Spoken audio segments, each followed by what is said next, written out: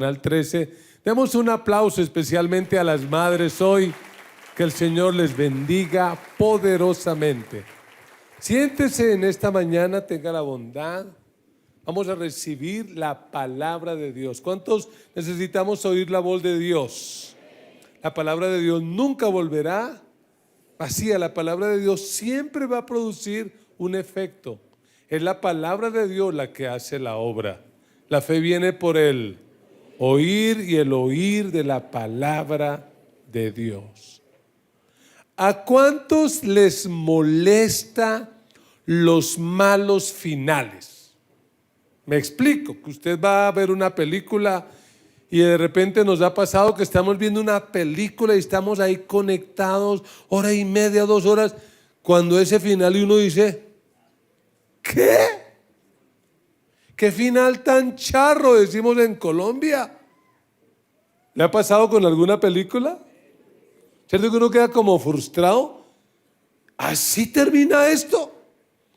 ¿Y qué decir a los que nos encanta el fútbol, que de repente le hacemos fuerza al equipo y llegamos al minuto 89 y todo está a favor y de repente un error y ¡pa!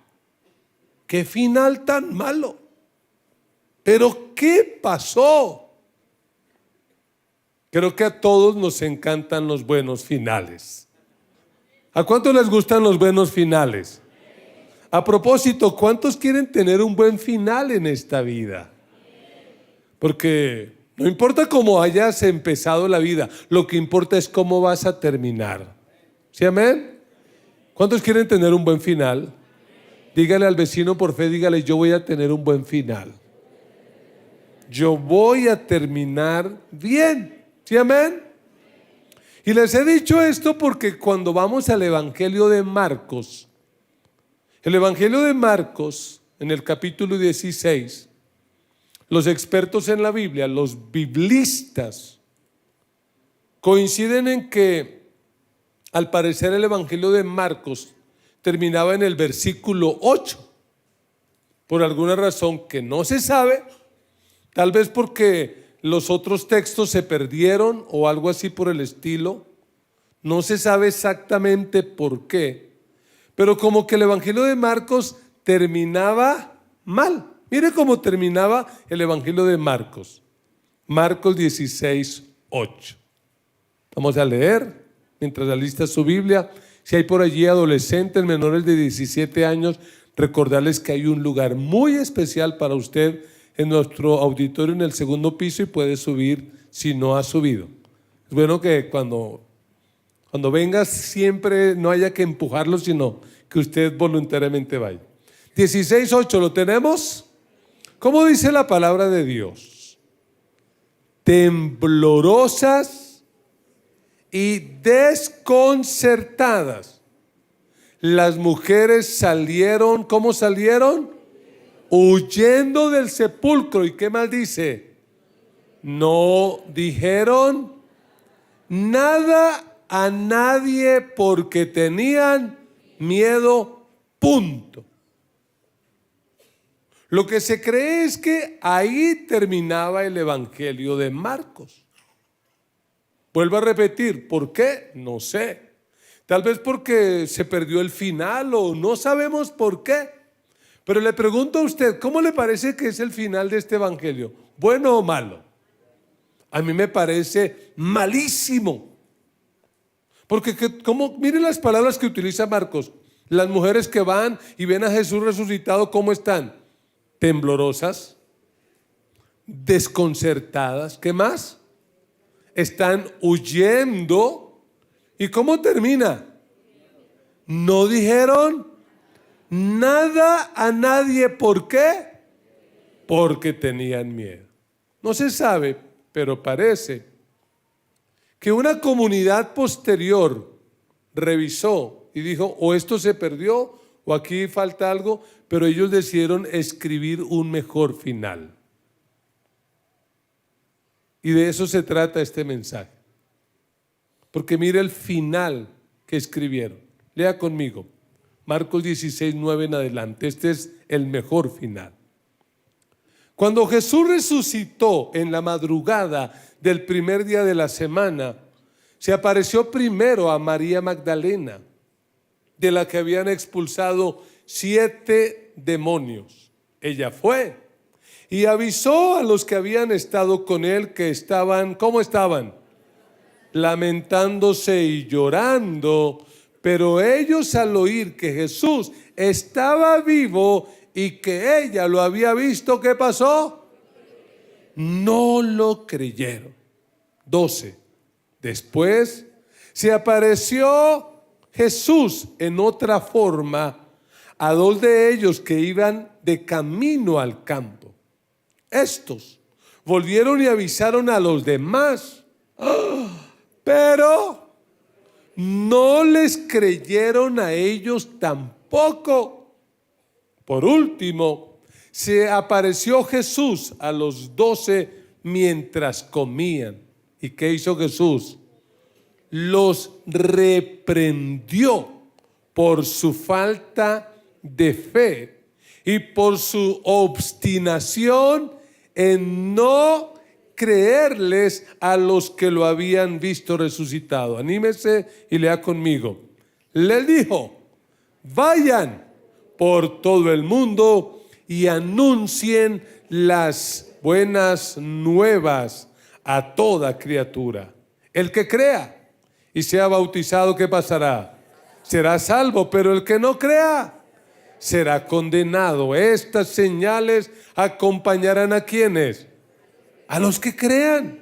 En mi nombre expulsarán demonios, hablarán en nuevas lenguas, tomarán en sus manos serpientes, y cuando beban algo venenoso no les hará daño alguno. Pondrán las manos sobre los enfermos y estos recobrarán la salud. Anímese, lea. Después de hablar con ellos, el Señor Jesús fue llevado al cielo y se sentó a la derecha de Dios. Los discípulos salieron y ¿qué hicieron? Predicaron por todas partes, y el Señor, ¿qué hacía? Los ayudaba en la obra y confirmaba su palabra con las señales que la acompañaban. Amén. ¿Cómo le parece este final? ¿Mejor o no? Claro, es un mejor final. Y yo no sé quién lo hizo, pero me alegra de que a alguien se le haya ocurrido escribir un mejor final. Pero el punto y de lo que quiero hablar contigo en este día es esto: Dios quiere escribir en tu vida un mejor final. Yo dije que Dios quiere escribir en tu vida un mejor final. ¿Hay alguien que crea eso en esta mañana? Dios desea escribir un mejor final en tu vida. No importa cómo hayas empezado, tu final será mejor. Dígale al que está a su lado: vamos a tener un mejor final. Pero pastor, yo empecé mi vida en la pobreza, en la miseria, en un hogar desbaratado. Vas a tener un mejor final. Puede ser que vengas de un mal hogar, pero un buen hogar saldrá de ti. Vas a tener un mejor final. ¿Cuántos quieren tener un mejor final? Yo quiero que a la luz de este texto respondamos a la pregunta: ¿cómo tener un mejor final? Y para que nos quede claro desde ya le digo, si usted quiere tener un mejor final en su vida, usted debe dedicar su vida a anunciar el evangelio.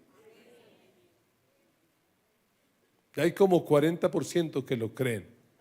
Si usted quiere tener un mejor final en su vida, debe dedicarse a anunciar el evangelio. Donde quiera que Dios te haya colocado, anuncia el evangelio. Y de esa manera vas a tener un mejor final. Y yo quiero dejar en su corazón 3 acciones que nos van a ayudar a tener un mejor final. ¿Cuántos quieren tener un mejor final? Vuélvale a decir al vecino así como con convicción: yo voy a tener un mejor final. Usted va a ver, yo voy a tener un mejor final. ¿Qué hay que hacer?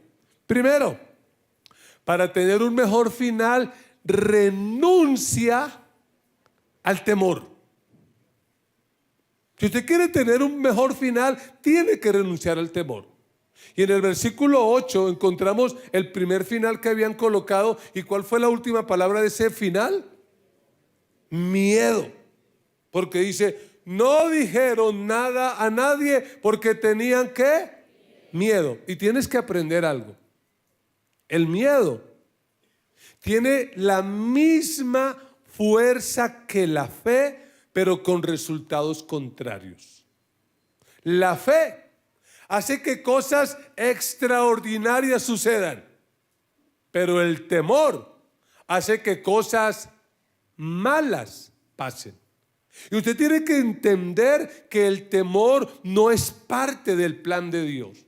Si usted ha leído la Biblia, usted verá que una y otra vez hay una frase que viene directamente de Dios hacia alguien, y esa frase es: no temas. Porque el temor no es parte del plan original de Dios. Si usted recuerda la Biblia, cuando Adán y Eva pecan, además de muchas consecuencias negativas, lo que entró fue el temor. Dios sale a buscar a Adán y lo empieza a buscar. Adán, ¿dónde estás? No es que Dios no supiera dónde estaba. Él sabía. Lo que él quería era que Adán reconociera su condición. Y cuando finalmente Adán reconoce, le dice a Adán: ¿qué pasó? ¿Y qué dijo él? Oí tu voz y tuve miedo y me escondí. El temor es algo terriblemente negativo. De hecho, en este libro, la Biblia, encontramos la historia de Job. Y cuando uno mira el carácter descrito de Job por el mismo Dios, donde Job, la Biblia dice, era un varón perfecto, recto, temeroso de Dios y apartado del mal. Sin embargo, le vino una desgracia. ¿Era la voluntad de Dios? Si usted ha leído a Job, sabe que ¿quién incitó esa situación? Satanás. Y cuando Job pierde absolutamente todo, usted lo puede leer en su casa, en el capítulo 3 de Job. Job reconoce y Job dice: lo que yo me temía, eso me pasó. O sea que uno puede imaginarse que Job, aunque era un hombre perfecto, recto, temeroso de Dios y apartado del mal, todos los días o de vez en cuando que decía: ¡ay! ¿Qué tal que un día se mueran todos mis hijos? ¡Ah! ¿Qué tal que un día mis empresas todas quiebren? ¡Ah! ¿Qué tal que un día yo tenga una enfermedad desde la coronilla de la cabeza hasta la planta de los pies? Y cuando le pasó, ¿qué dijo Job? Lo que yo me temía, eso me pasó. Amados, esta comunidad, la comunidad a la que le escriben Marcos, parece que va a tener un mal final, y la razón es porque se han llenado de miedo. Y si usted quiere realmente tener un mejor final, tiene que renunciar al miedo. No tiene que dar cabida en su vida al miedo, porque el miedo es el que nos va a llevar a desgracias y a situaciones que no son la voluntad de Dios. La Biblia dice que un día el Señor vino caminando sobre el mar para salvar a los discípulos que estaban en la tormenta. Y Pedro reta a Jesús y que dice: si tú eres, manda que yo vaya. Y Pedro caminó sobre el mar porque estaba mirando a Jesús. Pero la Biblia dice que de repente quitó la mirada de Jesús y colocó la mirada en la tormenta. Se llenó de miedo y empezó a hundirse. Cuando enfrentas tormentas, si te llenas de miedo, vas a hundirte. Pero si te llenas de fe, vas a ver la gloria de Dios. Y esas tormentas y esas pruebas serán oportunidades para crecer y ver cosas grandes. Así que ayúdeme a predicar. Dígale al vecino: no tengas miedo. Si usted ha leído la parábola de los talentos, donde se cuenta que el Señor le da talentos a la gente, y los que los multiplican, ¿por qué lo hicieron? Porque se arriesgaron, porque no tuvieron miedo. Y por eso el Señor les dice: entren al gozo del Señor, hay fiesta. Pero el que no hizo nada, ¿cuál fue la excusa que dio? Porque tuve miedo y escondí tu talento y no hizo nada. Yo quiero decirle a alguien aquí en esta mañana, Dios tiene cosas grandes para tu vida. Dios tiene proyectos tan grandes que tú ni siquiera te lo imaginas. Tú empezaste tu historia en esta tierra de una forma, pero el propósito de Dios es que termines mejor, que termines arriba, que termines bendecido, que termines viendo la gloria de Dios en todo lo que haces. Pero para eso tienes que renunciar al temor, porque el temor es el que no te va a dejar avanzar. Si usted miró el texto, el temor es como una espiral descendente que lleva a la caída. Porque el temor, ¿a qué los llevó? Los llevó a esconderse, los llevó a asustarse, los llevó a huir. Y peor aún, el temor bloqueó la capacidad de creer. Porque el temor tiene esa capacidad, bloquea, paraliza, neutraliza el poder y el potencial que hay en usted. Por eso usted lee el relato. Resucita a Jesús en el mejor final y se aparece a María Magdalena. Ella va y le cuenta a los discípulos. Pero ¿cuál fue la reacción de ellos? No le creyeron. ¿Y por qué no le creyeron? Porque María Magdalena tenía un pasado.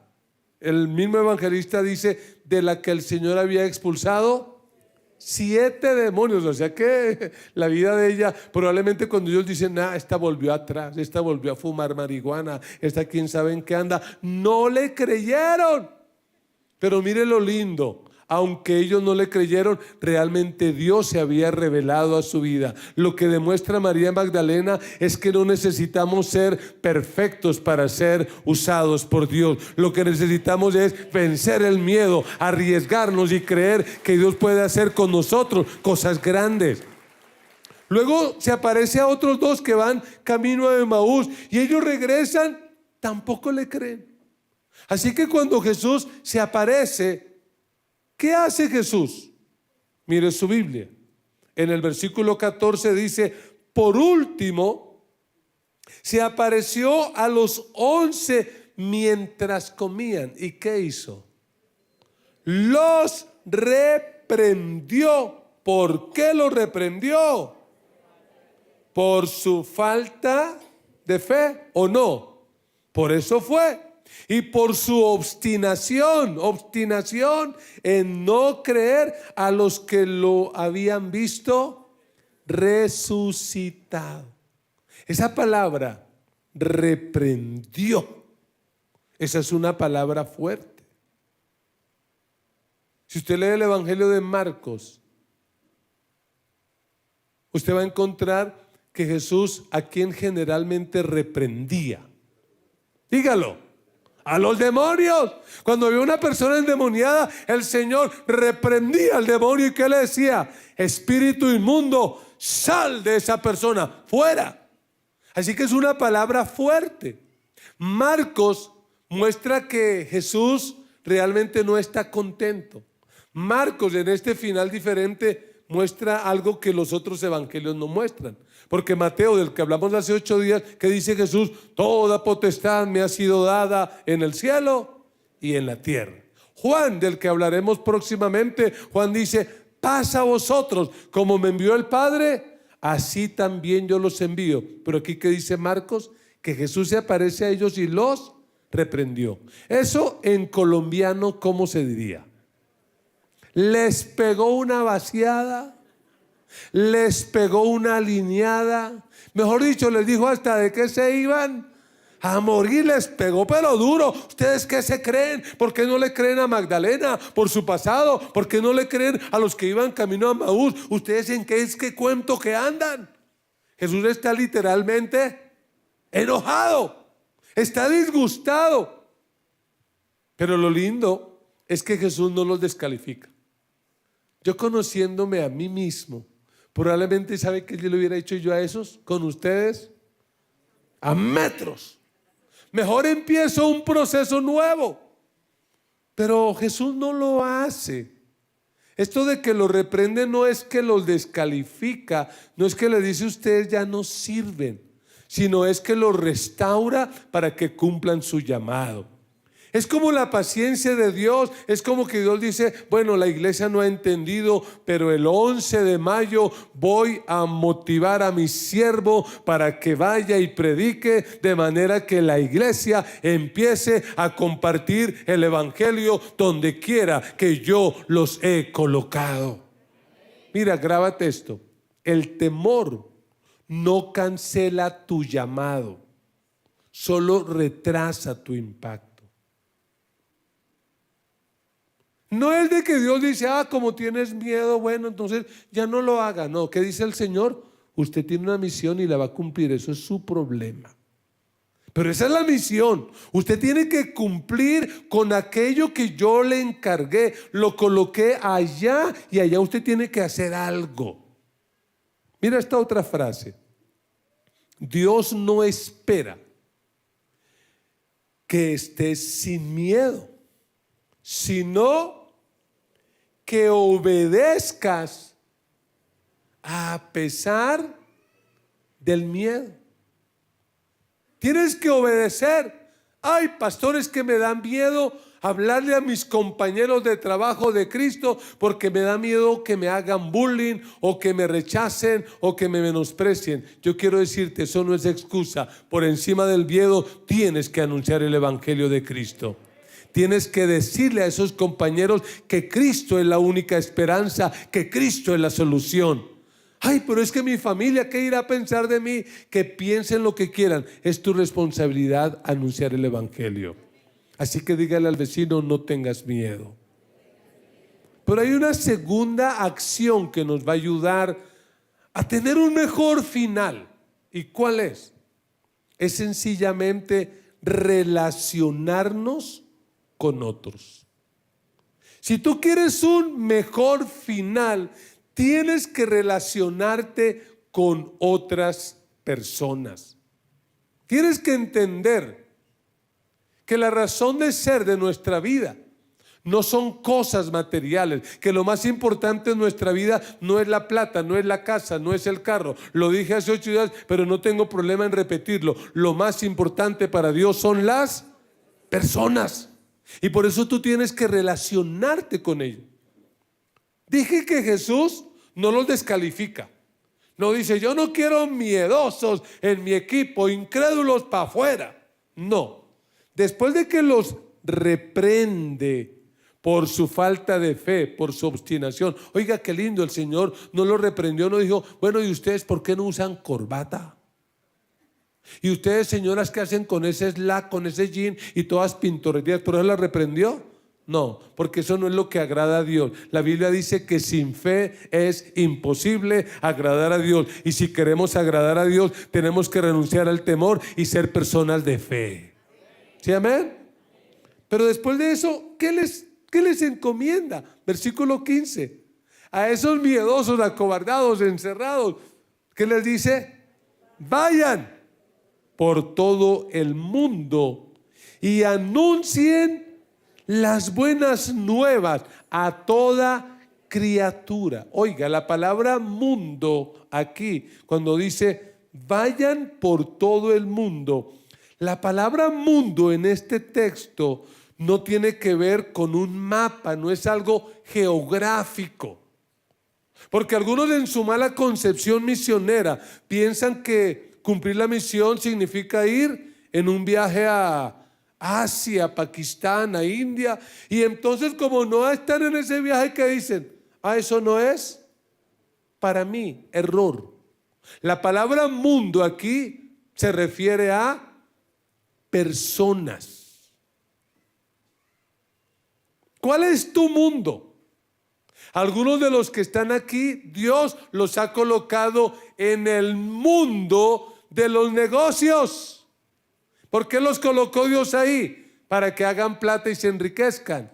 No, para que con su propia vida ustedes puedan anunciar el evangelio a los que hacen parte de ese mundo. Estás en el mundo de la política, gloria a Dios, un mundo que hay que evangelizar. ¿Qué tienes que hacer en ese mundo de la política? Anunciar el evangelio.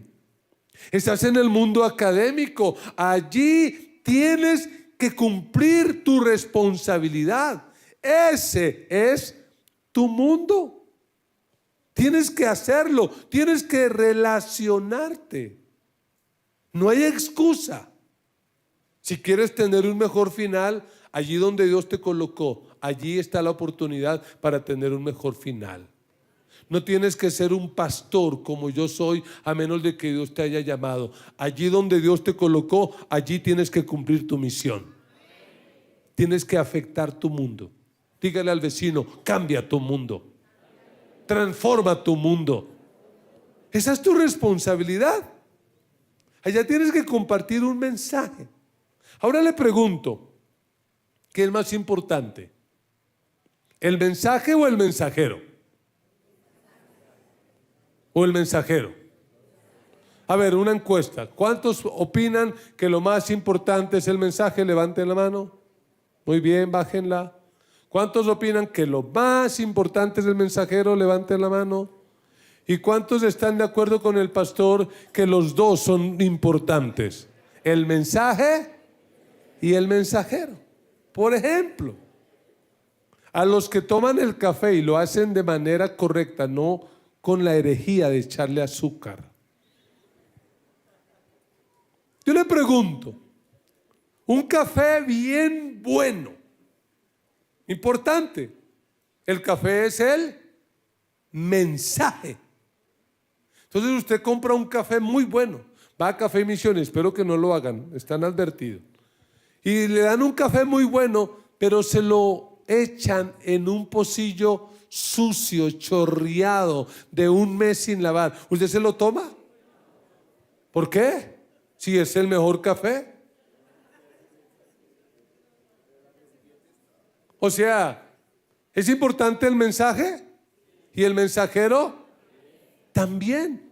Mira, tú tienes que entender que el método más efectivo para ganar a otros para Cristo es relacionarte con ellos.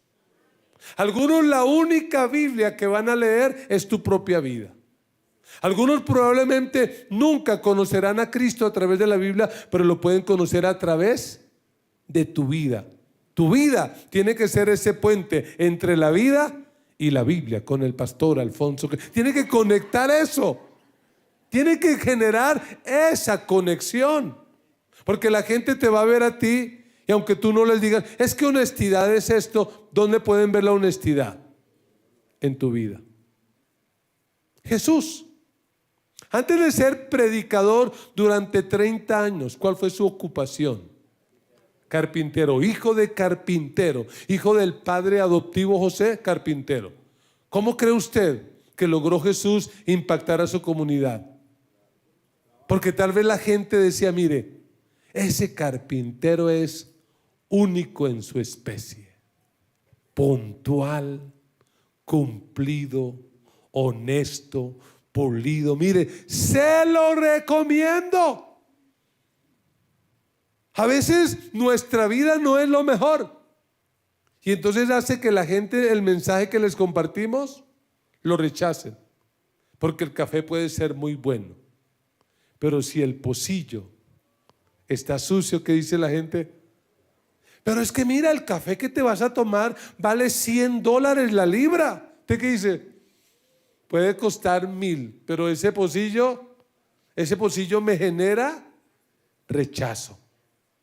Tú quieres ganar a otros para Cristo, tienes que relacionarte con ellos y tienes que vivir de una vida tal que tu propia vida sea el mensaje, pero también tienes que hablar, ¿sí o no? Porque lo mismo es también. Si alguien ahorita me trajera a mi oficina en el receso, y ojalá que lo hagan, y me llegara un pocillo limpiecito, bien lindo, en taza de plata y todo eso, pero vacío, ¿de qué me sirve?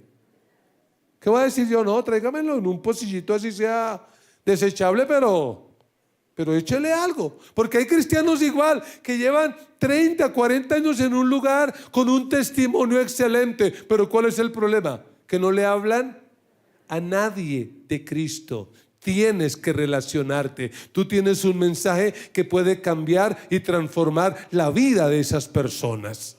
Así que si tú quieres tener un buen final, pues tienes que relacionarte con otros. Dígale otra vez al vecino, relaciónate con otros. Dígale, da buen testimonio. Que tu propia vida sea esa historia de cambio. ¿Sí, amén? Porque ¿cómo lo hizo Jesús? Jesús se quedó desde el cielo gritándole a la humanidad: humanos, pecadores, arrepiéntanse. ¿Así lo hizo Jesús? Hoy es el día de salvación. No, ¿qué hizo Jesús? Vino y se relacionó con nosotros. El Verbo se hizo carne y habitó entre nosotros. ¿Y qué dice? Y vimos su gloria. O sea, su vida era la misma gloria de Dios. ¿Cuántos aquí se han convertido por el impacto de grandes evangelistas y de grandes campañas? Estoy seguro que la minoría. Pero ¿cuántos de aquí se han convertido porque un familiar, porque un amigo se dedicó a vencer el temor, el miedo y empezó a hablarles de Cristo? Levanten la mano. Sencillamente el evangelismo que funciona es el evangelismo relacional. Denle un aplauso al Señor por esa persona que venció el miedo y le habló a usted de Cristo. Escriba esto, tómele una foto. Ahora es la época de las fotos, ¿no? Cuando yo iba al colegio me tocaba: profe, espere, no dicte tan rápido. Ahora es la foto. Mira, relacionarte con alguien puede ser el primer milagro que Dios use para cambiar su historia. Y hablo su historia, la tuya que comunicas y la de la otra persona. Relaciónate, que la gente vea a ti en Cristo. Otra frase: no se gana un corazón con condena y frialdad, sino con cercanía, verdad y amistad. Así es que se gana la gente, no condenándolo. Porque yo conozco cristianos que cuando le hablan a los vecinos, a los compañeros, ¿qué le dicen? Se van a ir para el infierno, y como que les da alegría pensar que se van. Oiga, a mí me da terror pensar que un vecino, que un familiar se vaya al infierno. No, hay que hacerlo con verdad, con amor. Y una frase más: Dios no solo quiere salvarte, Dios quiere usarte para salvar a otros. Yo dije que Dios quiere usarte para salvar a otros. Yo dije que Dios te colocó en ese mundo donde te colocó para que a través de tu vida otros se salven. Amén. Tienes que anunciar el evangelio. ¿Sí, amén? Yo no puedo ir a tu empresa. Yo no puedo ir a tu mundo. Y si voy, probablemente la gente va a decir: ¿y ese señor quién es? ¿A quién le van a creer en tu mundo? A ti. Por eso relaciónate. Y tercera y última, si queremos escribir una nueva historia, en tercer lugar, oye, reconoce las consecuencias.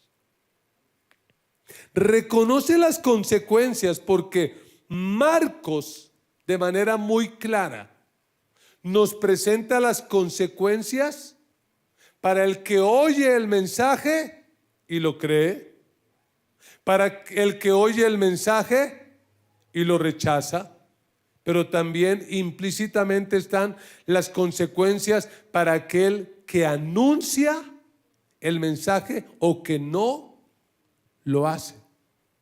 Hay consecuencias. ¿Qué dice el Señor? Vayan, anuncien el evangelio. El que crea y sea bautizado será salvo. Pero el que oye el mensaje y no lo cree, ¿qué pasará?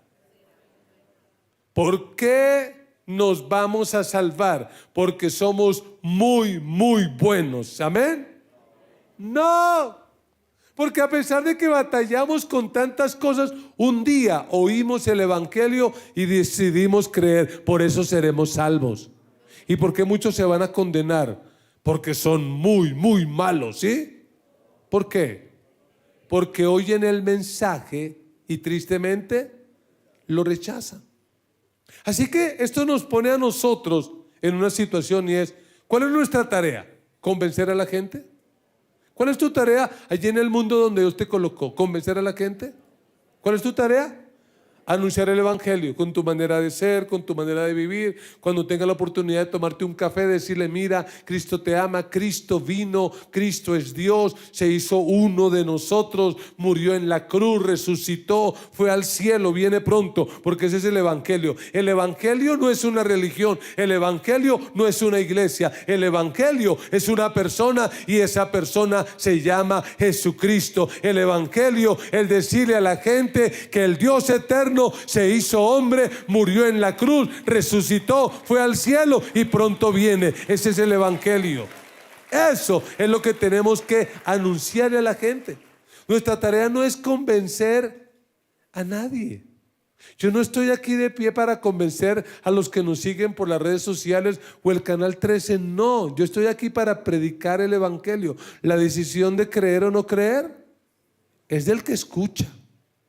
Yo oro, yo clamo y le digo al Señor que alguien que escuche este mensaje lo crea, pero el ser humano tiene libertad para decidir. Pero hay una consecuencia. Si usted, que es cristiano, no habla, Dios le va a demandar cuentas. No le estoy diciendo que va a perder la salvación, pero va a tener consecuencias en la eternidad por eso.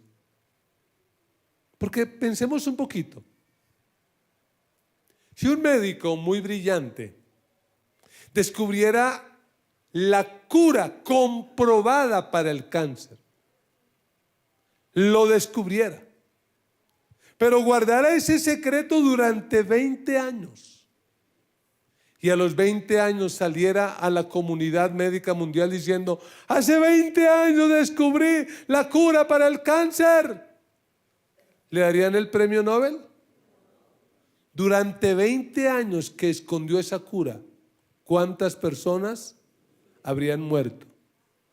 Dios te guarde, pero ponte imaginariamente en el lugar de un familiar que tu familia murió por cáncer. Cuando escuches esa noticia, que diría: ¡ay, tan lindo! ¿Sí? ¿Tú qué dirías? Desgraciado. Hasta groserías probablemente diría, pero tiene que controlarse el Espíritu Santo sobre su vida. Porque usted, ¿qué diría? Es el colmo. ¿Cómo es que ese tipo tenía la cura y se quedó callado? Pues déjeme decirle que usted y yo hemos descubierto la cura para algo peor que el cáncer. Hemos descubierto la cura para el pecado. Hemos descubierto la cura para que la gente no vaya al infierno, y esa cura es la sangre de Cristo Jesús. La sangre de Cristo nos limpia de todo pecado. Hemos encontrado la cura. ¿Será justo que nos quedemos callados? Ay, pero pastor, es que me da miedo. Pues ya superé el miedo, ese fue el primer punto. Ay, pero es que de pronto me van a rechazar. Pues ya superé eso. Haga su tarea. Pero pastor, ¿y si no creen y si me rechazan? Eso es problema de ellos. Pero que cuando lleguemos a la presencia de Dios podamos decir: Señor, mi conciencia está limpia de la sangre de la gente, porque yo compartí el mensaje. Cuando yo conocí a Cristo, mi familia, ustedes saben, no me aceptaron muchas cosas, pero yo decidí predicarles a pesar de que me insultaban, decían lo que fuera, porque yo decía: yo no quiero que mi familia, y hasta el día de hoy no quiero que los que no han creído, yo no quiero que se vayan a una eternidad sin Cristo. ¿Cuál es mi deber? Hablarles.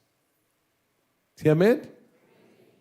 Hoy es el Día de la Madre. Si tu mamá no es cristiana, dale un regalo, dale un almuerzo, pero predícale el evangelio. Dile: mamá, te amo mucho, eres muy linda, pero tienes que saber que Cristo es el único camino para llegar a Dios, que no todos los que mueren van al cielo, sino aquellos que han creído en Cristo, y que la religión de nada te va a servir, y que el mediador entre Dios y los hombres no es el Papa, no es la iglesia. Así que mamá, no esté ahora diciendo: voy a hablar con el Papa para que me haga un 14, porque ahora los católicos están con eso, ¿no? Un 14, el que lo entendió, lo entendió. Es solamente a través de Cristo. Cristo es el único camino. ¿Sí, amén? Tú tienes que anunciar el evangelio. Lo crean o no, problema de ellos. Pero ¿sabe lo que dice este texto? Este texto dice que a los que vencen el temor y se arriesgan y empiezan a predicar, ¿qué ocurrirá? Dice: les van a seguir unas señales. ¿Cuáles son las señales? En mi nombre echarán fuera demonios. En mi nombre hablarán nuevas lenguas. En mi nombre tomarán en las manos serpientes. Y si bebieren cosa mortífera, no les hará daño. Un hermano oraba siempre eso, que iba a comer donde la suegra: padre, tu palabra dice: aunque bebiere cosa mortífera, no me hará daño. Así lo decía. Santo Dios. Lo que está mostrando es el respaldo de Dios sobre su vida. El Señor dice: mire, los voy a capacitar. Aun si tuvieras que ir a otro lugar, a otro mundo, donde se habla otro lenguaje, que dice: vas a hablar en nuevas lenguas. Porque somos pentecostales, pero el hablar en lenguas no es solo la experiencia espiritual, sino que si un día Dios te lleva a un país como Indonesia, te va a dar el idioma para que hables allá el mensaje del evangelio. Pero si un día vas al mundo de los negocios y nunca has sido negociante, en el mundo de los negocios Dios te va a dar ese lenguaje para que le hables a ellos. Y un día Dios te va a llevar al lenguaje de los jóvenes o habitantes de la calle para que hables. El Señor te va a respaldar, pero tienes que dedicarte a anunciar el evangelio. Y mira el lindo final, porque hay un final hermoso. ¿Qué dice el versículo 19? Después de hablar con ellos, el Señor Jesús fue llevado al cielo y se sentó a la derecha de Dios. Gloria a Dios. ¿Y qué más dice? Los discípulos salieron y predicaron. ¿Por dónde? Por todas partes. Yo estoy viendo la gran comisión ahí. Y el Señor, ¿qué hacía? Los ayudaba en la obra y confirmaba su palabra con las señales que la acompañaban. ¿Cómo le parece ese final? ¡Wow! Porque el primer final era muy charro, encerrados, llenos de miedo. Pero este final, ¿dónde están los discípulos? Predicando. ¿Dónde están predicando? Por todas partes, en abastos, en la plaza, en el comercio, en la cancha de fútbol. Allí predican, en la cancha de basquetbol, en la piscina, van predicando. Donde quiera que van predicando. ¿Y qué hace el Señor?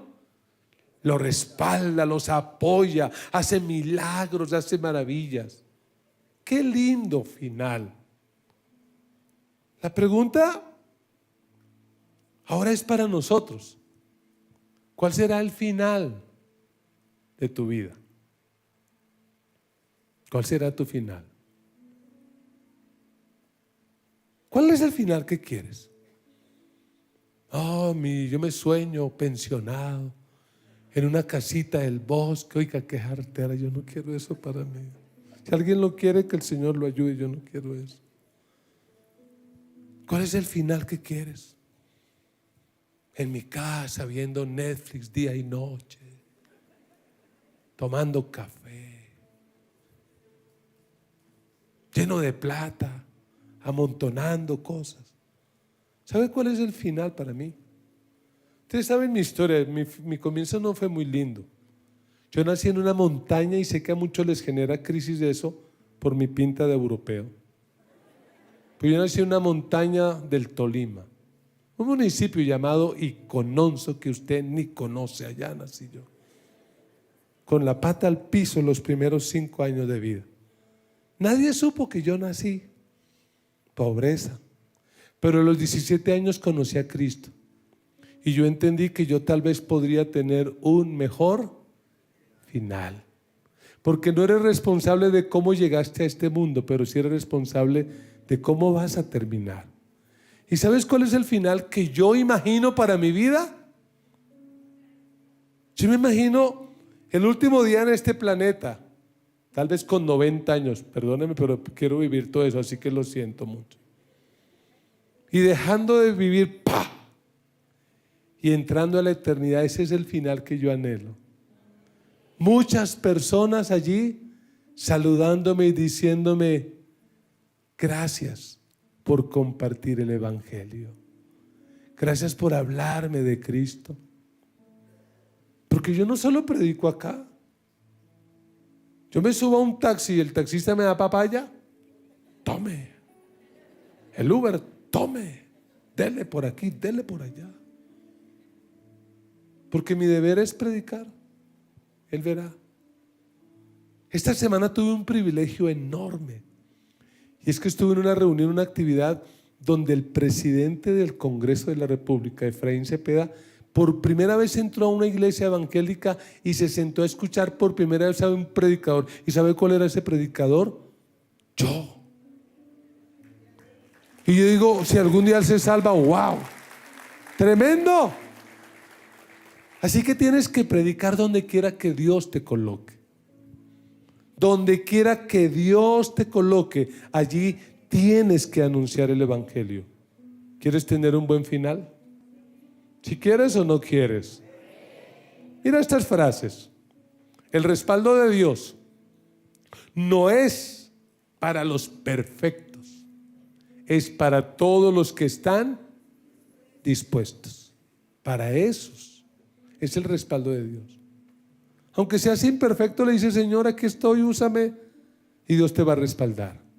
Y yo dije: Dios te va a respaldar. Y Dios te va a usar. Y tú predicas y las señales van a seguir detrás de ti. Qué lindo final el de Marcos. Y sabe, yo a veces pienso que Marcos está contando su historia. Porque los que saben la Biblia entenderán que Marcos en el primer viaje misionero le dio tanto miedo que dijo: no, yo no voy por allá, y abandonó. Pero luego se arrepintió y sirvió al Señor. Y mire, aquí estamos leyendo el Evangelio. De hecho, pues Marcos fue discípulo de Pedro, otro que recibió otra oportunidad. Lo que quiero decirte es que Dios te está dando una nueva oportunidad para que te levantes y escribas una historia mejor de tu vida. Escribe el mejor final que puedas tener. Porque aunque hayas fallado, Dios quiere restaurarte para que tengas un buen final. Graba esta frase en tu corazón. Tu historia no terminará en caída si te consagras al autor de la vida. Puestos de pie aquellos que quieren tener un mejor final. Aquellos que quieren tener un mejor final, puestos de pie. Levante sus manos y dígale al Señor.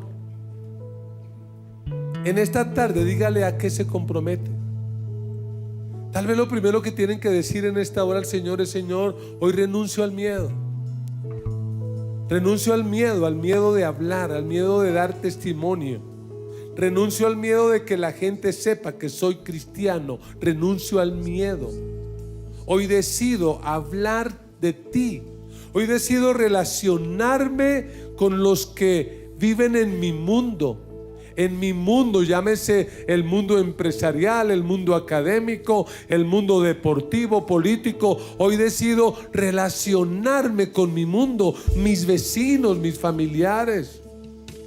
Señor, hoy decido obedecerte, porque no quiero cargar con las consecuencias de no haberte obedecido.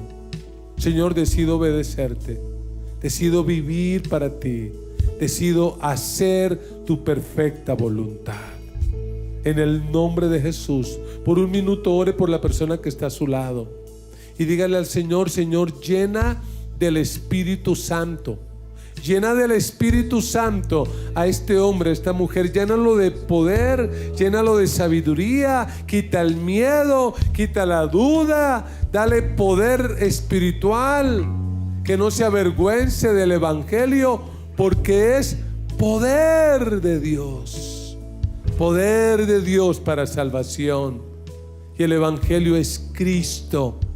Cristo resucitado, Cristo exaltado, Cristo que pronto viene. Levanta de mi hermano, de mi hermana, una persona que habla el Evangelio y una persona que tiene un buen final. Yo te lo ruego, yo te lo suplico, en el nombre de Jesús, en el nombre de Jesús. Aleluya. Y quisiéramos orar con aquellos que vienen por primera vez. Usted que viene por primera vez, como iglesia le queremos acompañar en esta oración. Diga con nosotros esta oración: Señor Jesús, en esta hora yo reconozco que soy pecador, he hecho lo malo, me arrepiento y te pido perdón. Escribe mi nombre en el libro de la vida y no lo borres, para que cuando yo muera o tú regreses, yo pueda estar siempre contigo. Diga: ayúdame a escribir un mejor final. Dígalo: escribe un mejor final para mi vida, en el nombre de Jesús. Amén y amén. Damos un aplauso a nuestro Dios todopoderoso. Amén. Aleluya. Amén.